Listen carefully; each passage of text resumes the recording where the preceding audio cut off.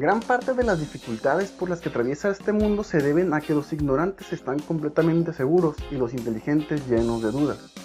Todos tenemos distintas formas de pensar y en base a eso es que decidimos y actuamos, todos diferentes. Es por eso que hoy veremos las distintas formas de pensar y para eso revisaremos los conceptos de creencia y saber, duda, verdad y razonabilidad. Aquí iniciamos el mito de la caverna.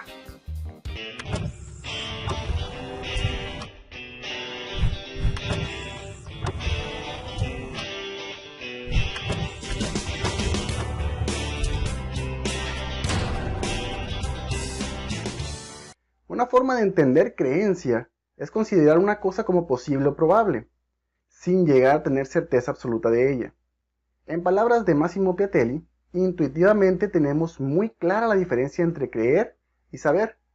Saber es algo más que simplemente creer, incluso que creer después de haber valorado la situación.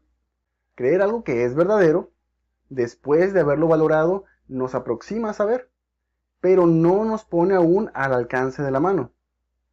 Para llegar a saber, partiendo del creer, necesitamos alguna justificación racional de nuestro creer, pero no una justificación cualquiera.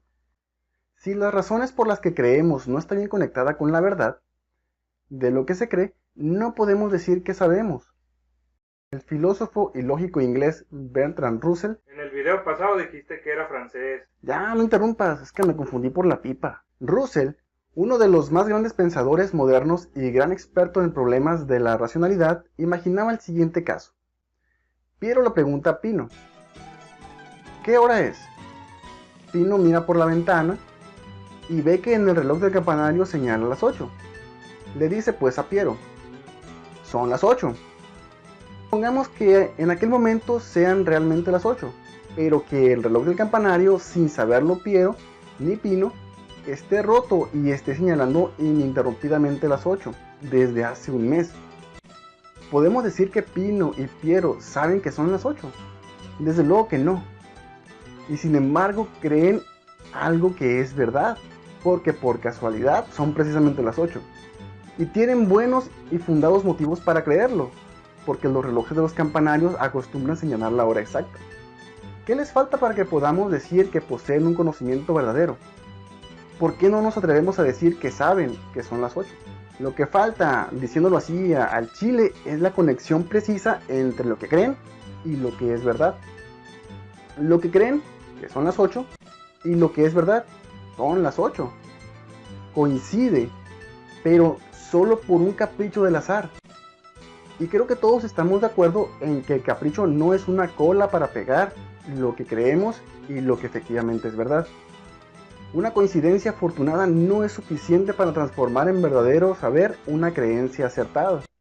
Por su parte, el filósofo mexicano Luis Villoro aborda desde la epistemología la creencia y su relación con el saber y el conocimiento. Pero hablar del punto de vista de Villoro nos llevaría a un mito entero, así es que se los encargo de tarea.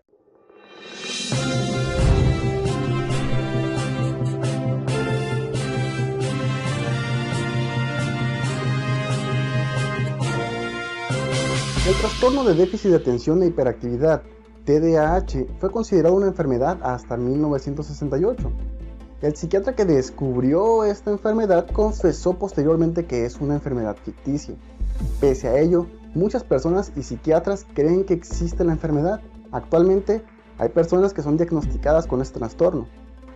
O sea, no, pues nomás me la saqué de la manga y todos empezamos a seguir el rollo. La obesidad se consideró una enfermedad en 2013 por la AMA, Asociación Médica de Estados Unidos, por sus siglas en inglés, pese a que un grupo de expertos recomendó no tacharla como una enfermedad, puesto que por sí misma no causa ningún padecimiento. El debate terminó y la mayoría votó a favor, por eso es ahora una enfermedad. ¿Ya ven? Por eso digo que no estoy gordo, estoy enfermo. También pasó lo mismo cuando se debatió la homosexualidad y se sacó del libro de trastornos de la Asociación Americana de Psiquiatría, por votación, sin presentar ninguna prueba científica contundente ni a favor ni en contra. Esos psiquiatras sí que son unos loquillos. La única certeza es que nada es cierto.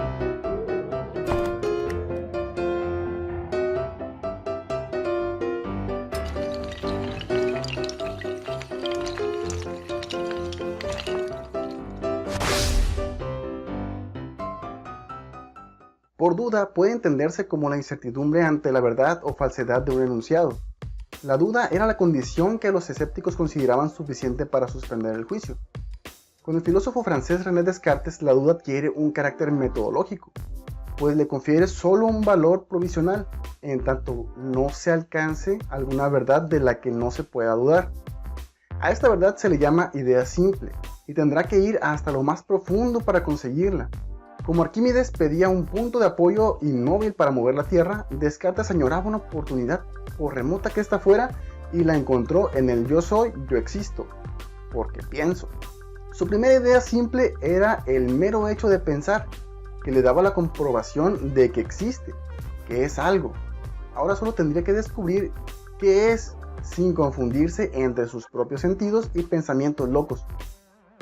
En el diálogo de Platón, Menón o de la virtud, Sócrates acepta que con sus dudas adormece a los que le rodean y los hace dudar incluso de lo que ya sabían, pero esto no es porque él sepa más, sino porque duda más que nadie.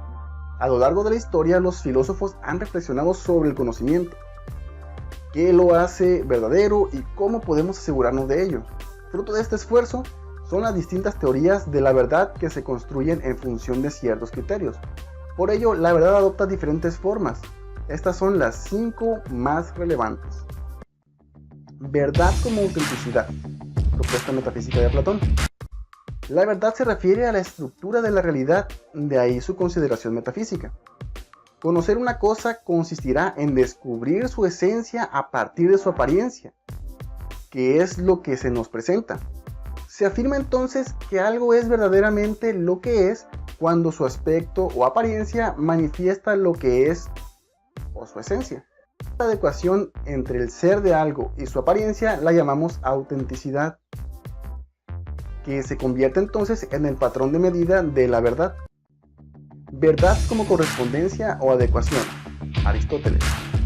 Indica la concordancia entre lo que se dice de algo y lo que ese algo es, lo cual se interpreta como que estamos en la verdad cuando existe correspondencia o adecuación entre el objeto y lo que de él conoce el sujeto.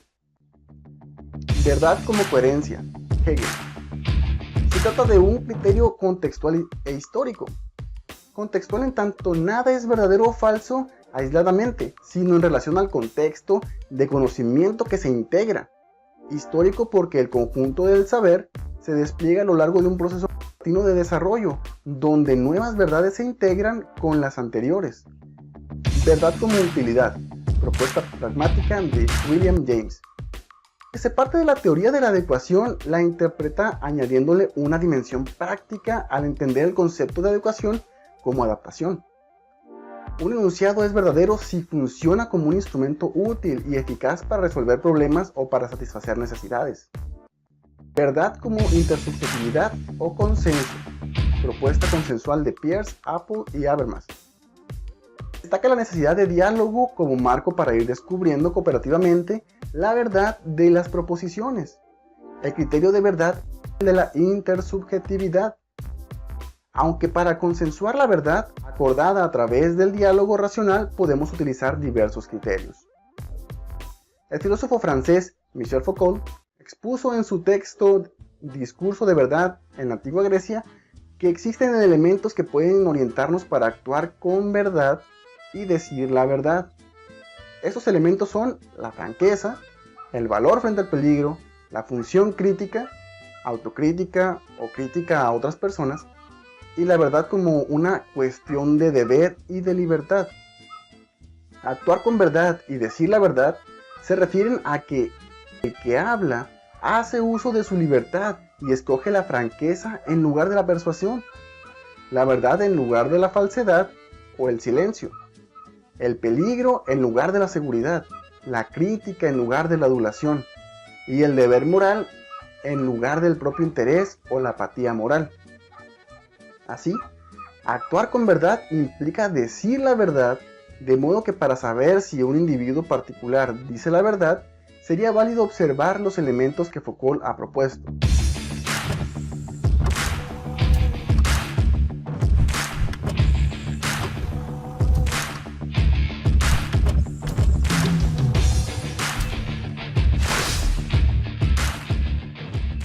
razonabilidad considera los valores, es decir, la forma correcta de vivir y convivir. Un autor que expone la diferencia entre la racionalidad y la razonabilidad es Luis Villoro. Por medio de la razón nos es posible emprender una reflexión como el mismo Aristóteles señala. El hombre es un animal racional capaz de emitir discursos. Sin embargo, lo racional se encuentra, por decirlo de alguna manera, en una esfera diferente, pero complementaria de lo razonable. Generalmente entendemos por razón aquella facultad de conceptuar, juzgar, ordenar, relacionar y estructurar nuestras ideas, pensamientos y conocimientos. Se dice entonces que cuando actuamos bajo el sentido de nuestra razón, estamos siendo racionales. La racionalidad consiste en la capacidad de proponerse fines, estilos y planes de vida, y de disponer los medios para satisfacerlos de un modo eficiente. Podríamos decir que el hábito de proceder científicamente en las cuestiones de la vida corriente es lo que convierte a una persona en racional. Así, según señala el filósofo holandés Baruch Spinoza, el mismo método que se aplica en geometría, esto es, a partir de una premisa principal y de ella deducir distintas proposiciones, es un método racional porque se basa en el uso de la razón y no, por ejemplo, de la intuición. Además, es deductivo, porque se parte de premisas para llegar a una conclusión, siendo esa conclusión un derivado de las premisas. Un acto razonable se caracteriza por lo que podríamos llamar tener buen juicio. Una persona de buen juicio es aquella que sabe juzgar, situada en contextos específicos, que considera criterios generales para realizar y evaluar sus juicios, que puede tomar decisiones y realizar acciones y que además puede actuar en consecuencia con los juicios que realiza y las decisiones que toma, con la mayor eficacia posible. La razonabilidad se evidencia, al menos parcialmente, en la atención a contextos específicos a la hora de elaborar juicios y tomar decisiones. Y también porque en el ejercicio de elaborarlos se evalúan los presupuestos y las implicaciones que conllevan. O sea, está orientado a los valores, a la forma correcta de vivir, de lo que se piensa que es bueno o malo para el hombre en un sentido razonable. La falta de razonabilidad se caracteriza por una escasa atención a los contextos concretos en que se toman las decisiones y se realizan los juicios, lo mismo que a la falta del examen y evaluación de los presupuestos e implicaciones, y que unas y otros conllevan. Bueno amigos, creo que ya fue suficiente por el día de hoy. Les recuerdo suscribirse al canal y regalarnos un poderoso like. Nos vemos en el próximo Mito de la Caverna.